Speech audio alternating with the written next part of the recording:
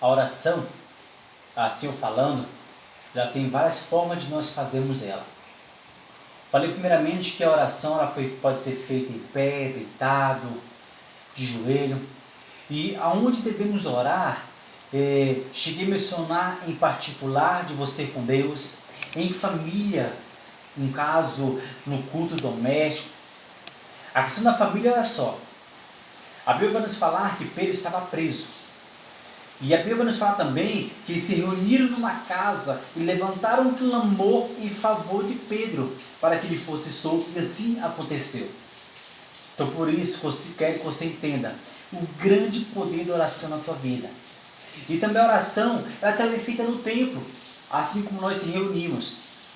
Às vezes você pode ter me questionar, irmão, se nós somos igreja, para que ir para a igreja? Deus constitui isso, porque Ele sabe que eu e você, se deixarmos de congregar, nós vamos esfriar na fé. Se eu e você deixarmos de ter essa comunhão, entenda, Deus fez a raça humana, o ser humano, para ter isso aqui, para ter comunhão uns com os outros. Ele não fez o homem para ser isolado, ele fez para ter comunhão. Então, o altar, a igreja, é o lugar de termos comunhão. Mas de fato, orar em todo instante é o lugar que devemos orar. Em qualquer lugar é o lugar que devemos orar. Se é em casa, se é no trabalho, se é na escola, se é na faculdade, se é na rua, se é no ônibus. Sempre há oportunidade de nós conversarmos com Deus. E para nós entendermos a questão de lugar onde devemos orar, aonde devemos orar, entenda que Deus, Ele quer sempre te abençoar. Não importa o que você quer, Deus sempre vai te abençoar. Importa que a sua petição, o seu desejo, seja agradável aos olhos de Deus. Assim como eu já comecei a entrar um pouco no assunto, aonde nós devemos orar? Em que situações nós devemos orar? Nós devemos orar primeiramente, vou aprender uma coisa, que devemos orar primeiramente ao nosso deitar. Para quê?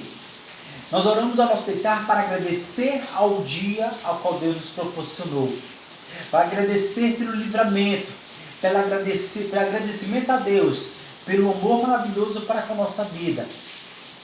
E também devemos orar ao nosso levantar também, pedindo, agora nós vamos pedir, pedindo a Deus para que nos abençoe no dia. Entenda, eu agradeço a Deus, mas no dia eu peço a Ele, Pai, se eu posso abençoar meu dia, abençoar meu trabalho para quem trabalha, abençoar minha família, abençoar meu parente, abençoar a alimentação. Então entenda, o tempo de você orar, não importa, é todos os dias, porque sempre é o momento de nós orarmos. Quem vive nessa total dependência de Deus, através da oração, sempre, sempre, sempre é vitorioso, porque a oração, ela é a chave da vitória. A oração, ela é a chave da vitória em nossas vidas, porque todos que alcançaram vitória no Antigo Testamento, no Novo Testamento e até hoje, porque tem uma vida de constante oração para com Deus, porque tem uma vida de busca com Deus nas maravilhosas vidas que eles proporcionam. E de fato, percebemos a maior forma e maravilhosa forma de oração que eu já vi. Lembra quando Cristo foi tentado na cruz do Calvário? A Bíblia fala que ele passava por um momento de muito sofrimento. E o Satanás foi tentar Cristo, tentar ele descumprir aquilo que lhe foi designado, que foi morrer por nós, pelos nossos pecados. A Bíblia fala que ele começa a conversar com Deus. Ele começa a dialogar com Deus, ou seja, começa a ter oração com Deus, com o seu Pai. E vê que ali ele teve êxito, porque de fato, até os seus queriam que ele não fosse crucificado, mas de fato ele foi colocado ao mundo, ele foi colocado para com nossas vidas, para que possamos através dele alcançarmos a salvação, assim como falei na lição de número 3. Mas, resumindo aqui, a oração, assim, tem constância em nossa vida. Crente que não ora, muitas das vezes é um crente fraco. Crente que não ora, inúmeras das vezes não consegue vitória. Crente que não tem intimidade com Deus, dificilmente vai ter sensibilidade para ouvir a voz de Deus. As pessoas que não têm uma constância com Deus, na sua busca, em todos os dias, levantado, em pé, deitado, joelhado, da maneira que ele estiver, se não tem uma vida em constância com Deus, dificilmente alcança a misericórdia de Deus, alcança as maravilhas de Deus aqui na terra. Dificilmente. Então eu quero que você entenda, se você quer ser vitorioso, tenha uma vida de comunhão com Deus. Tenha uma vida de intimidade e oração com Deus. Você já passou por essa experiência, mas eu quero aqui ressalvar. Vou tirar eu como exemplo. Na minha primeira oração, lembro eu mais ou menos, eu creio que não passava um minuto de oração, acabava meu argumento com Deus. Porque distante eu não tinha intimidade com Deus. Quer ver uma coisa?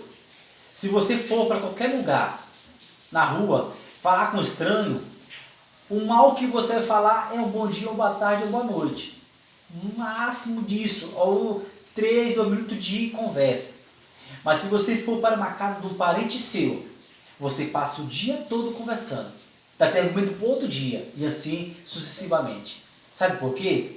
Tem uma vida de comunhão, tem uma vida de diálogo. Esse é o nosso diferencial. Nós que servimos a Deus, nós não repetimos as nossas orações.